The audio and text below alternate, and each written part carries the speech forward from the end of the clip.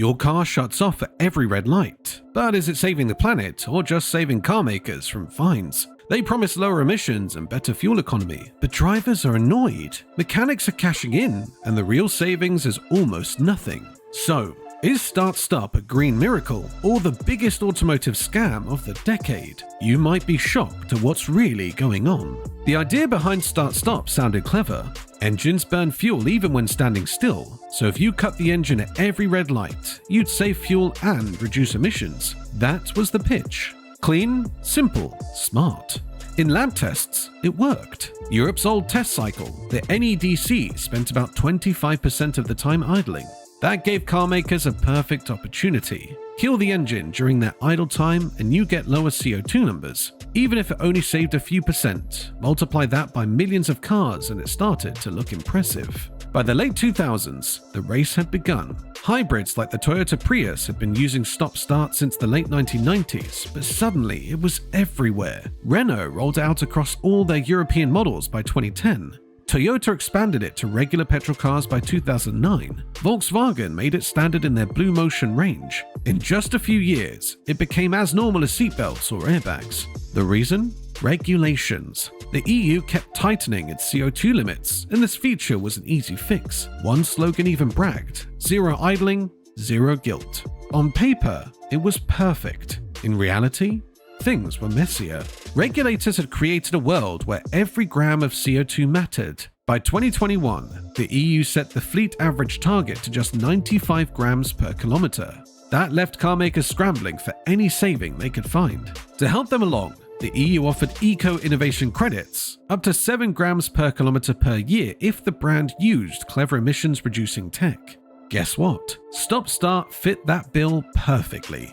Some automakers used the full 7 grams on that alone. There was a catch, though. Lab tests didn't always reflect real driving. Transport and Environment found that some brands turned off stop-start during tests, but still claimed the credits. The engine idled during the test, but the paperwork acted like it didn't. It wasn't technically illegal, but it definitely bent the rules. The system that was meant to clean the air ended up creating loopholes instead. Even when used properly, stop-start had limits. In the real world, drivers noticed it didn't always work. If the weather was too hot and the aircon was running, the engine stayed on. If it was too cold and the heater or defroster was needed, same thing. If the battery was under load or the car was climbing a hill or pulling a trailer, again, no shutoff. It only worked in mild traffic with gentle conditions, and even then, the savings were small. One UK test showed the difference in city driving was just a few tenths of a litre per 100 kilometers. That's pennies per trip. Not nothing, but hardly exciting. Some drivers hated the feeling of the car stopping and starting all the time. The hesitation, the noise, the fear that maybe one day it wouldn't restart at all. Others didn't even realize it was happening. They just thought the car was glitchy. Over time, the magic wore off. What once felt futuristic now felt like a nuisance. Experts began questioning the bigger picture. The EU had pushed for small wins, downsizing the engines, adding stop-start without pushing hard enough for real breakthroughs. EVs were still a work in progress. Battery costs were high. Charging networks were patchy. So instead of a revolution, Europe got a patchwork of little tricks. Tricks like stop-start. And the numbers? Well, they don't lie, but they don't always tell the truth either. Independent tests by groups like What Car showed that fuel use on the road is about 20% higher than lab tests suggest. So if stop-start claims a 3 to 5% saving, that gets lost in the gap between theory and reality. Add in the extra strain on starter motors and batteries and it starts to feel like a gimmick. Even some regulators are now admitting it. One US official recently called it a divisive fuel-saving strategy. It's true that it cuts emissions a little, especially in traffic, but it's not the hero that we were promised. It's not a game changer, it's just a band-aid. Underneath the hood, the system adds a surprising amount of complexity. To survive thousands more engine shutoffs, many parts need to be beefed up. For example, engines often have special polymer-coated bearings in the crankshaft. These coatings handle the moments just before oil pressure builds after each stop. In other words, the bearings briefly run without full lubrication. The starter motor itself is built extra robust.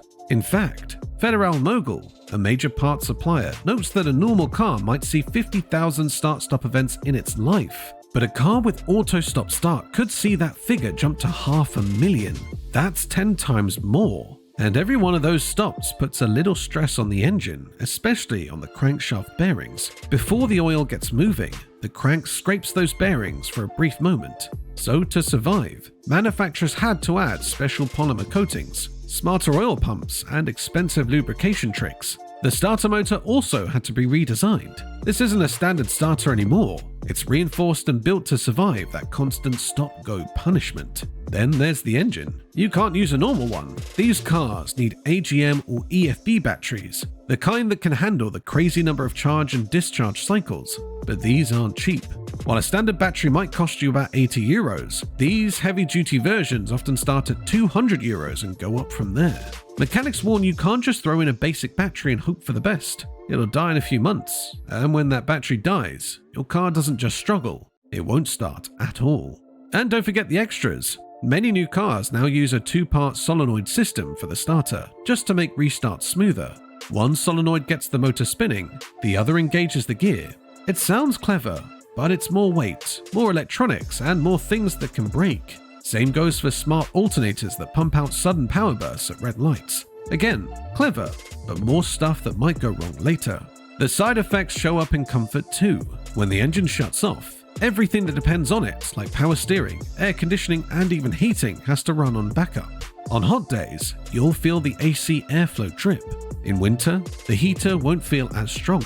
Sometimes there's a small jolt when the engine restarts. Other times, there's a delay. 1 second you're trying to pull out into traffic and the car just hesitates. That split second can feel like forever when you need to move. Some drivers say it's just annoying.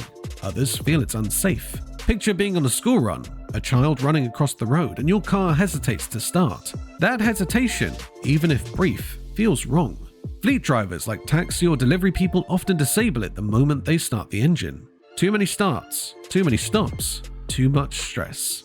And yes, there have been cases where the engine didn't restart at all. That doesn't happen with regular cars unless the battery is totally dead. But with start-stop, a glitch, a dead sensor, or worn-out starter, and you're stranded. In the US, drivers were so vocal that even the EPA stepped in. In 2025, the new chief called start-stop a climate participation trophy and said it was basically useless. The quote made headlines. But here in Europe, the frustration is just as real, just less talked about. Look what's happening on the streets. More and more drivers are hitting the off button the moment they sit down. Some even make it part of their daily routine. Start the car, turn off the start-stop, drive. But the system always resets when you turn the car off. So the next time, you have to do it again, and again, and again. It becomes a quiet battle between drivers and the tech they didn't ask for. People have started calling it names. In Britain, some call it the engine off-on-demand feature, except no one demanded it. Others joke about the double click at a traffic light, one to shut it off, one to start, as if the engine is trying to win an award for pretending to be green. And while manufacturers claim the long-term engine wear is covered by all the new coatings and smart systems, it still adds pressure. Every restart has a moment of low oil pressure. Metal hits metal. Over hundreds of thousands of cycles. That adds up. Most drivers won't notice it until the second or third engine rehaul, but still, it's extra wear on a machine that was never built for this much stopping. So in the end, what are we really getting? A system that makes your engine work 10 times harder, your battery costs double, and your driving experience feel less smooth. All for maybe a few % gain in city fuel efficiency. It sounded like a clever solution, but more and more drivers are asking, is this really progress? Because saving a few euros at the pump doesn't mean much if your starter motor fails in the middle of rush hour, or if your €200 battery gives up just out of warranty, or if your heater cuts out in the middle of winter traffic. Nearly every big car maker in Europe now builds start-stop into petrol and diesel cars. Ford, Volkswagen, BMW, Toyota, Renault, even Mercedes and Range Rover all fit it as standard or make it the default setting. When you roll up to a red light, the engine will still cut out unless you press the button to disable it. A few high-performance models skip the system or sell a pricey delete, but those cars are rare. Most mild hybrids, whether they use a 12-volt or 48-volt battery, still follow the same logic. They only add a small motor so the restart feels smoother. Across the Atlantic, the story is softer. The United States never forced the feature, so many buyers could tick a box to avoid it, and plenty did. Europe pushed harder with strict CO2 targets, so brands here leaned on start-stop for easy numbers. They keep it because switching it off would cost them those credits. New tricks make the cutouts less annoying. A 48-volt motor generator can fire the engine so quickly that most drivers barely notice. Car makers boast about the smooth start, but the core idea has not changed. They still save a few grams of CO2 by stopping the engine for 10 seconds at a crossroads, and on a spreadsheet, that looks like progress. Everything changes in 2035. From that year, every new car sold in the EU must be zero emission. No engine means no idling and no reason for start-stop. The feature will fade away like carburetors and manual chokes once did. Until then, petrol and diesel cars will hang on for decades, so the button will stay in your dashboard. Regulators could drop the idle part of the test cycle and kill the feature sooner, but no one expects that while the current rules reward it.